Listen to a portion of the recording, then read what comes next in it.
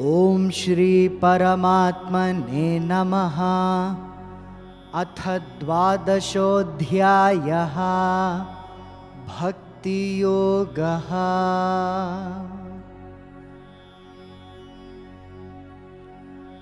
अथ चित्तं समाधातुं न शक्नोषि मयि स्थिरम् अभ्यासयोगेन ततो मामिच्छाप्तुं धनञ्जय।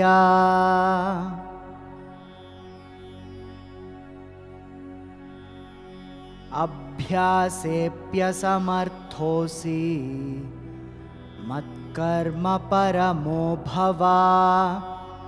मदर्थमपि कर्माणि कुर्वन् सिद्धिमवाप्स्यसि।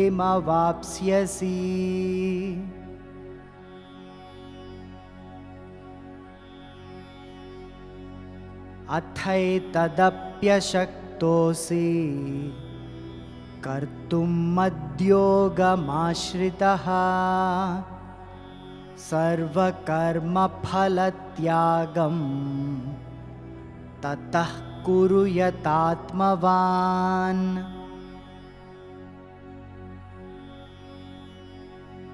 श्रेयो हि ज्ञानमभ्यासात् ज्ञानाद्ध्यानं विशिष्यते ध्यानात् कर्मफलत्यागः त्यागाच्छान्तिरनन्तरम्।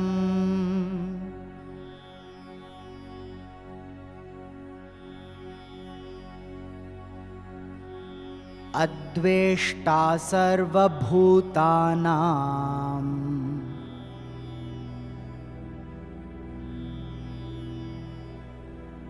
मैत्रः करुण एव च।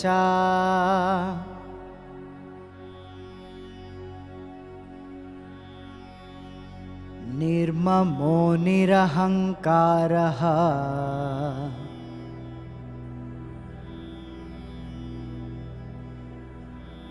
समदुःखसुखः क्षमी।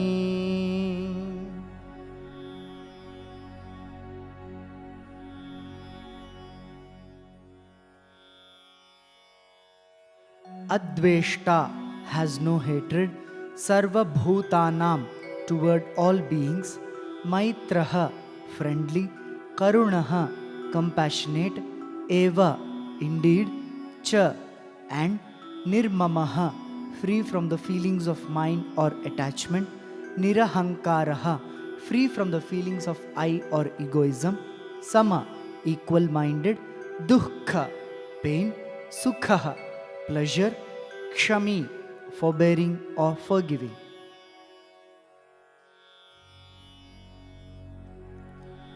Santushta satatam yogi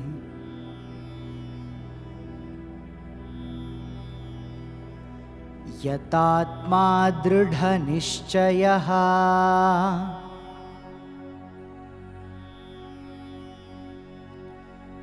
मय्यर्पितमनो बुद्धिः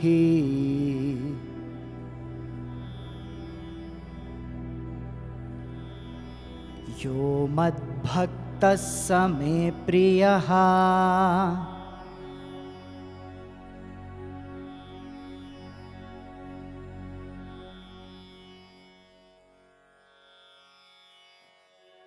Santushtah contented, Satatam always or ever, yogi study in devotion or contemplation, yata atma self-controlled, dridha firm, nishchayaha with determination, mai to me, arpita dedicated or fixed, manaha mind, buddhihi intellect, yaha one who, mat bhaktaha devotee of mine, saha such a one, me to me, priyaha dear.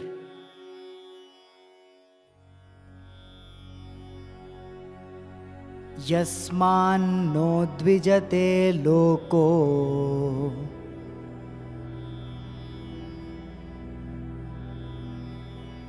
लोकान्नो द्विजते च यः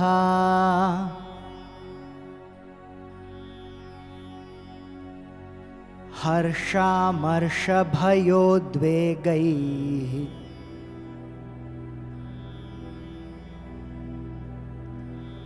मुक्तो यः स च मे प्रियः।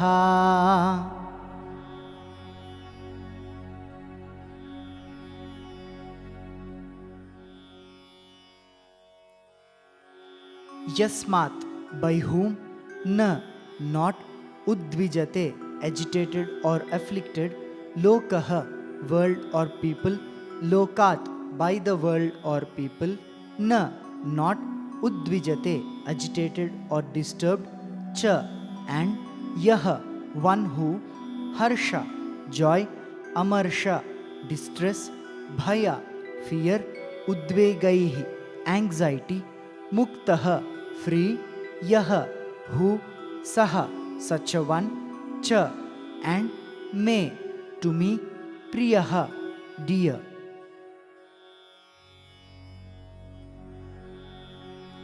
अनपेक्षशुचिर्दक्षा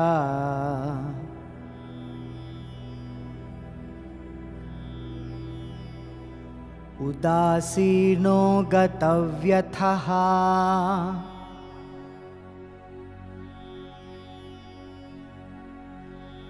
सर्वारम्भपरित्यागी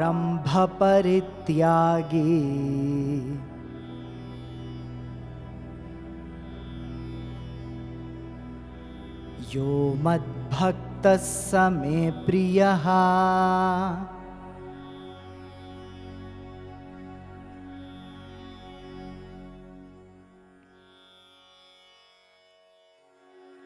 Anapekshah, indifferent or desireless, Shuchihi, pure, Dakshaha, skillful or capable, Udasinaha, unconcerned or detached, Gatavyathaha, untroubled, Sarva Arambha, the sense of doership or initiation of all undertakings, Parityagi, renounced, Yaha, one who, Mat Bhaktaha, devoted to me, Saha, such a one, may, to me, Priyaha, dear.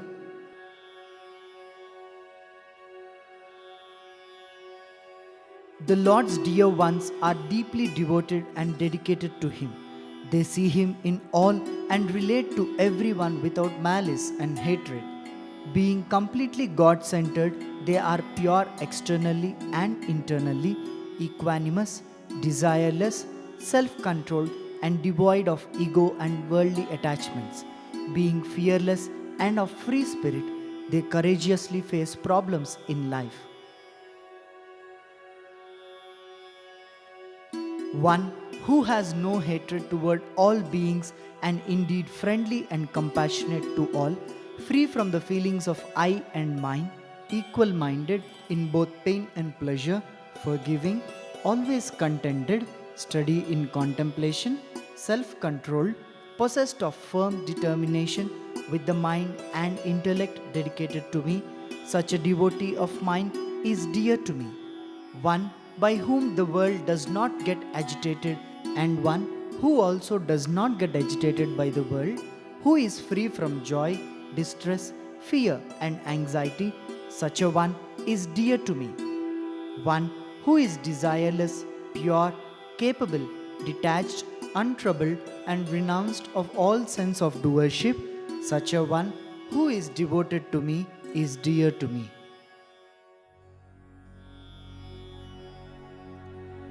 अद्वेष्टा सर्वभूतानां मैत्रः करुण एव च निर्ममो निरहङ्कारः समदुःखसुखः क्षमी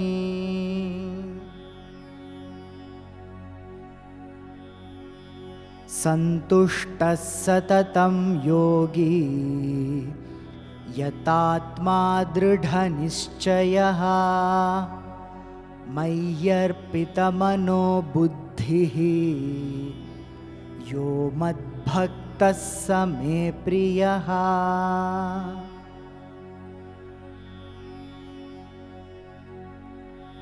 यस्मान्नो द्विजते लोको लोकान्नो द्विजते च यः हर्षामर्षभयोद्वेगैः मुक्तो यः स च मे प्रियः।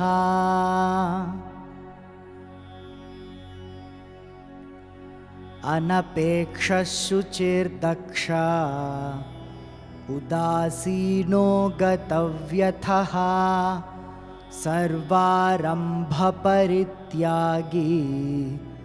यो मद्भक्तः स मे प्रियः।